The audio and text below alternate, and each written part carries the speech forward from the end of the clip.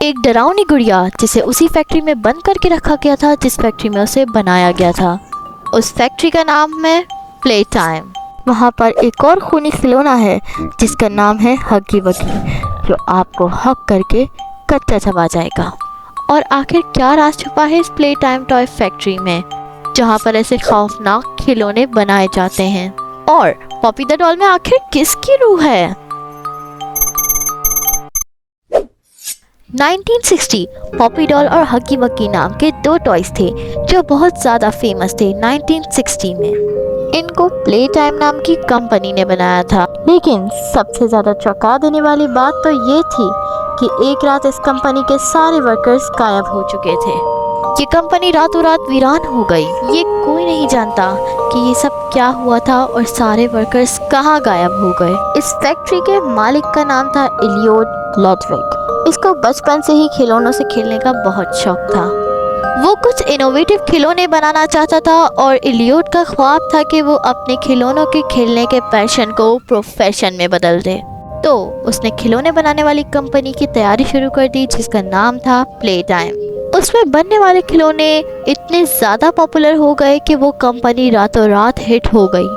Play time में बनने वाली सबसे फेमस डॉल का नाम था पॉपी। ये एक बोलने वाली गुड़िया थी और साथ ही साथ इस फैक्ट्री ने बनाया एक नीला नमूना जिसका नाम था हग्गी वग्गी, जो बहुत फेमस हुआ। उन दिनों सब कुछ अच्छा चल रहा था और इलियोट ने बहुत सारा पैसा कमाया। लेकिन उसके बाद हालात बिगड़ते चले गए। इस कंपनी के कुछ डार्क सीक्रेट थे जो लोगों के सामने तो नहीं आए, लेकिन उनकी वजह से कुछ ऐसी पैरानॉर्मल एक्टिविटीज़ हुई जिन्होंने इस कंपनी की फैक्ट्री और इसके बनने वाले हर खिलौने को भूतिया बना दिया। इस कंपनी में एक डू और डोंट की लिस्ट लगी है और साफ साफ लिखा है कि रात को 8 बजे के बाद कंपनी में रुकना मना है। यहाँ पॉपी द डॉल को बंद करके रखा गया है एक अलमारी में और इस कंपनी की रात के वक्त रखवाली करता है हग्गी वग्गी। यूँ तो ये एक खिलौने बनाने वाली कंपनी है, लेकिन यहाँ बहुत कुछ अजीब भी हो रहा है। यहाँ पर एक खास इनोवेटिव रूम है जहाँ पर जाना सख्ती से मना है। ये वही रूम है जहाँ पर ये लोग अजीब सी रिसर्च करते हैं और नए नए खिलौने बनाते हैं। एक रात ऐसा हुआ कि इस फैक्ट्री के सारे वर्कर्स गायब हो गए और किसी को भी इसके बारे में पता ना चल पाया। लेकिन उसी फैक्ट्री का एक वर्कर था जिसने ये जॉब बीच में से ही छोड़ दी थी और वो गायब होने से बच गया था। ये सब होने के 10 साल बाद उसे एक पोस्ट लेटर आया जिसमें एक टेप रिकॉर्डर था और एक लेटर था। टेप रिकॉर्डर में वही क्लिप्स थी जो पॉपी द डॉल की फर्स्ट एडवर्टाइजमेंट की वीडियोस थी और इस लेटर में लिखा था कि तुम सब समझते हो कि हम खो गए हैं, लेकिन ऐसा नहीं है। हम लोग अभी भी मौजूद हैं, हम जिंदा हैं, हमारी मदद करो और इस फ्लावर को ढूंढो और हमें ढूंढो। इसलिए उसने इन फंसे हुए लोगों की मदद करने का सोचा और रात के वक्त वो अकेला इस प्ले टाइम टॉय फैक्ट्री में चला गया। जब वो उस फैक्ट्री में गया तो उसे अपनी आंखों पर यकीन नहीं आया, क्योंकि जिस फैक्ट्री में वो काम करता था उसे ये मालूम नहीं था कि उस फैक्ट्री में जिंदा खिलौने बनाए जाते हैं।